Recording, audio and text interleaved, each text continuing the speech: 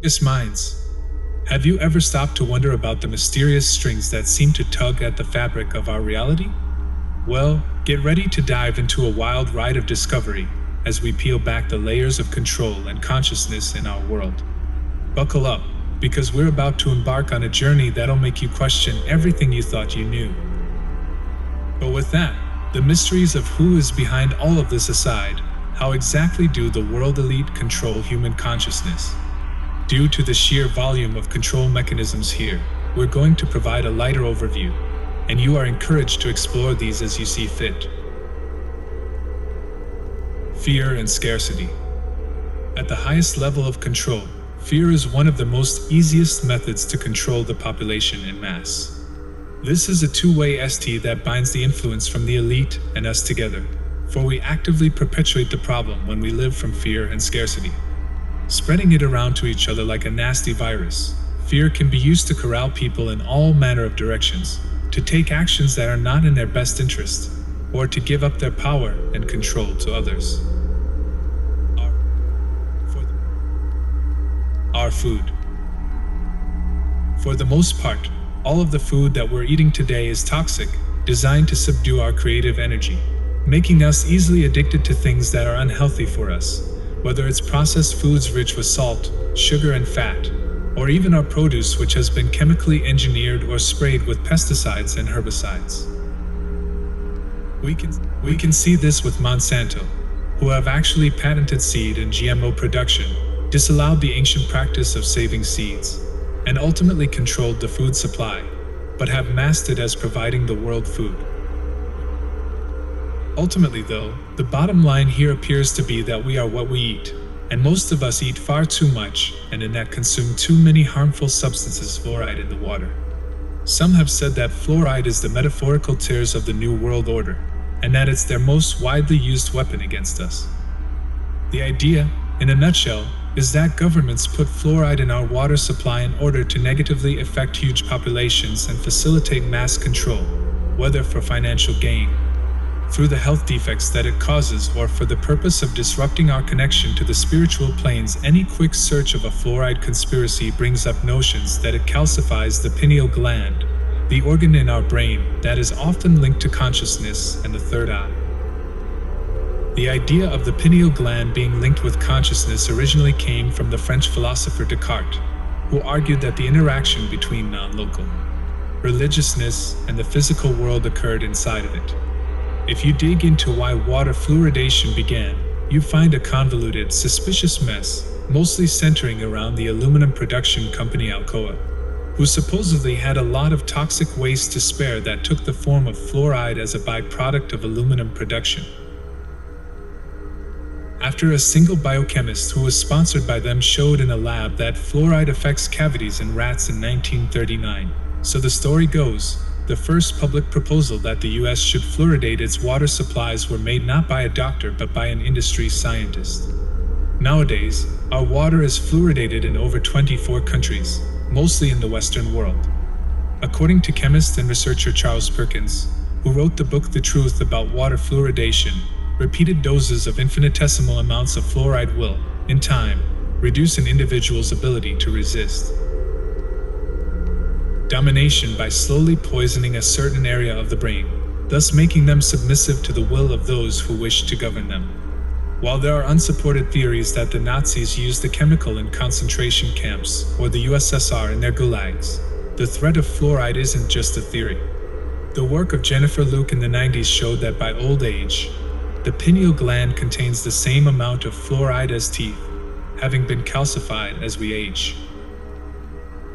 Further, a huge review on fluoride toxicity published by the National Research Council in 2006 reported a range of negative side effects from fluoride, including decreased melatonin production and other effects on normal pineal function, which in turn could contribute to a variety of bad effects in humans. In fact, studies from Harvard and China's Shanghai Health Institute may even have linked fluoride to reduced IQ in children, and even suggest that it could be toxic to a developing brain, as well as being linked to certain types of cancer. It's also been shown to destroy the male reproductive system in rabbits. The bottom line? The benefit to risk ratio on water fluoridation is unclear due to a lack of good evidence, with most people not even knowing that they're drinking it. If the conspiracy theories are to be believed, professors doing this research have been met with numerous attempts to discredit them. Stephen Peckham, director of the Centre for Health Services at the University of Kent and professor at the London School of Hygiene and Tropical Medicine at the University of Toronto, has had his research of water fluoridation rejected from dental health journals. He's even spoken out about being accused of statistics hacking and for research that made the link between fluoride and hypothyroidism. It seems as though someone does not want this info getting out. Entertainment and subliminal messaging. The entertainment industry has been a source of conspiracies for a long time, with often disturbing subliminal messages in children's entertainment, such as references to suicide and sex found in everything from Disney movies to SpongeBob. But it often goes deeper and darker. The entertainment industry, especially Disney, has seen several instances of hiring young children, making them into massive celebrities, making a fortune off of them and driving them insane. This has also happened with the K-pop industry, with their so-called slave contracts that force the young singers into decades of servitude, having them work endless hour days and running them to the point of exhaustion. There are actually many instances of these young singers collapsing on stage due to exhaustion. This also links back to the conversation of pedophilia networks, for many celebrities have now spoken out about how bad Hollywood really is for pedophilia, including people like Brad Pitt, Elijah Wood, Evan Rachel Wood, and Corey Feldman. The news often perpetuates a story that things are bad and getting worse. There is a consistent theme from the news of toxicity, and as people watch this en masse, we come to believe it, and thus perpetuate it. The people running the news command more attention by spreading this kind of information, because bad news gets more attention than positive stories, and therefore we continue to create this reality. When you are constantly looking at the world in a negative light, you are not looking at your own light. In fact, you don't even know that there is light within you. There is only darkness, shadows, and frightening imagery. And so what happens? But humanity falls further and further into a world of self-created delusion. It's also worth mentioning that even the local news is ultimately both written for and controlled by a unified source, regardless of the network. Just watch this clip and you'll see how bad it really is fighting our country. The sharing of biased and false news has become all too common on social media. The sharing of biased and False news has become all too common on social media. More alarming, some media without checking facts first. Unfortunately, some members use their platforms to push their own personal bias and agenda to control the truth. Exactly what people think, and this is extremely dangerous to our democracy. Mass surveillance. The Medal of Honor for revealing this really goes to Edward Snowden, the whistleblower who brought to the collective attention how the Secret Service of the US and UK governments had the ability to spy on literally everyone, tracking metadata, watching everywhere that you go and what you're up to. The first program to be revealed was PRISM, which allows for court-approved direct access to Americans, Google and Yahoo accounts and everything in them. Then came Tempora, a British Black Ops surveillance program run by the NSA's British partner GCHQ. This includes stuff like call databases, numbers, text messages, and even a secret court order requiring Verizon to hand the NSA millions of Americans' phone records daily.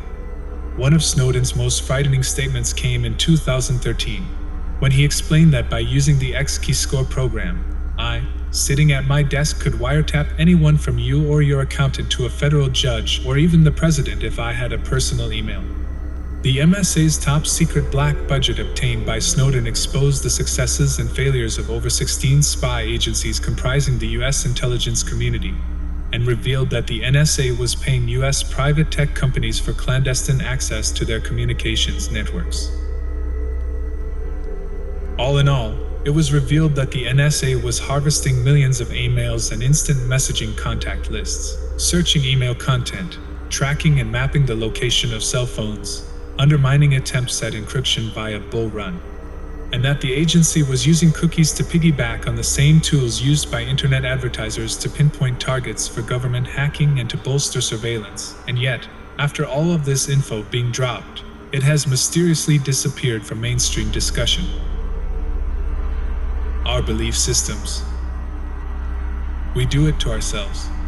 At some level, we have to take responsibility for ourselves, as easy as it may be to point the finger at the ruling elites. And there's no question justice must be served. We must also recognize ourselves as a part of the problem through our own beliefs, herd mentality, and lack of mindfulness and unwillingness to strive for wisdom. If we wish to truly be a part of the solution, I know you've heard this before, but it's more serious than ever. Be the change you wish to see in the world. As Bruce Lipton has demonstrated with his groundbreaking work in epigenetics, our very beliefs affect our biological systems in deep and very impactful ways. If we can believe we can live a happy life, then we can, and if we believe that it's impossible, then we actually shut off ourselves and our bodies from receiving and experiencing satisfaction. Further, people will often try and rope their friends into their belief systems in order to validate their own opinions and perspectives. And so what we're dealing with here is a mass field of consciousness that is trying to push its beliefs onto everyone else, and the truth is muddled and lost. Generally speaking, all of this unconsciousness keeps us small, and we do it to ourselves.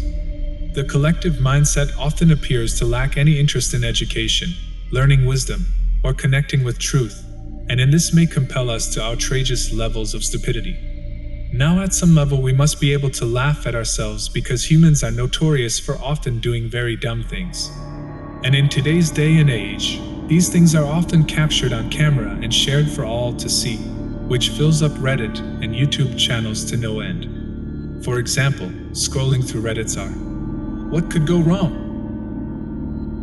channel will bring endless laughter at the ridiculous things that people do every day.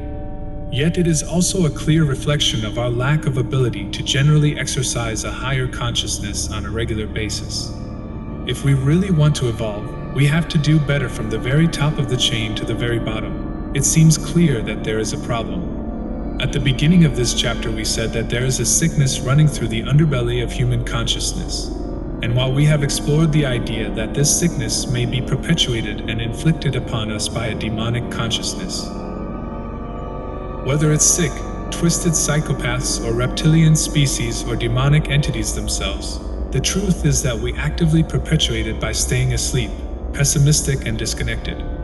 And such is the nature of this chapter within the conspiracy theory of everything upon exploring the spiritual path. We can see that we remain complacent due to the disconnection of our souls. For when we live just from the ego, we live as self-centered, materialistic, pleasure-seeking beings who do not actively perceive or care for the search for anything greater. The soul is the voice of truth, love, and compassion within you, the most authentic and highest version of you. It is the eye of awareness within your heart that connects you to everything that sees and knows that all things are connected. However, in mass there are so many who are disconnected from the soul and don't even believe that it exists. Thus, ideas like this are often ridiculed and demeaned by the masses, which further perpetuates the soulless body of human consciousness running rampant. A body of ego. Obviously, this makes it very easy for the elite to control the collective mind using all of the ways that we've explored, because we are not operating from a state of higher collective consciousness. Rather, we are operating as if we are chickens with our heads cut off. Yet if even but a glimpse of the soul can be seen, which often happens through lucid dreams, near-death experiences, psychedelic experiences, or other personal transformational revelations, an individual is usually changed forever. It is very difficult to go back to the way things were when you suddenly see and experience within that you are a part of something so much greater than yourself and that your own thoughts, feelings, and actions have a direct impact on the world around you. How could you go back to being ignorant to this once you know a higher truth? We must be mindful that solving this problem must be taken from both ends of the spectrum. Those who are perpetuating the crimes against humanity, the mass manipulation, the pedophiles, the rapists, the murderers, all of them, must be brought to justice. However, if we think this will solve all of our problems, we are sorely mistaken. For if we remain asleep and complacent, we remove one leader and a new one just takes its place, and the cycle continues forever. Thus, the other half of the equation is that we must also take it upon ourselves, each of us, to evolve our way of thinking, to heal the connection with our soul, and to be examples of what it means to be virtuous, soulful, and compassionate. But again, this is only still just the beginning, for our journey of waking up also stands in alignment with the evolution of technology and the introduction of new tech that will forever shape the future as we know it. So, fellow seekers of truth and humor enthusiasts, remember this. As we explore the labyrinthine pathways of control mechanisms and consciousness manipulation, we're not just delving into the darkness. We're also shedding light on the power within us to break free, to evolve our thinking, and to reconnect with our souls. From the quirks of the entertainment industry to the clandestine world of surveillance, we've seen how our beliefs and actions shape our reality. But wait, there's more. As we march forward into an age of technological wonders and advancements, the interplay between our awakening and the future becomes all the more intriguing. So, keep those eyes wide open, stay curious, and never forget that the journey to understanding is as much about a touch of quirkiness as it is about profound insight. After all, as we continue to explore, laugh, and grow, we're rewriting the script of our own existence.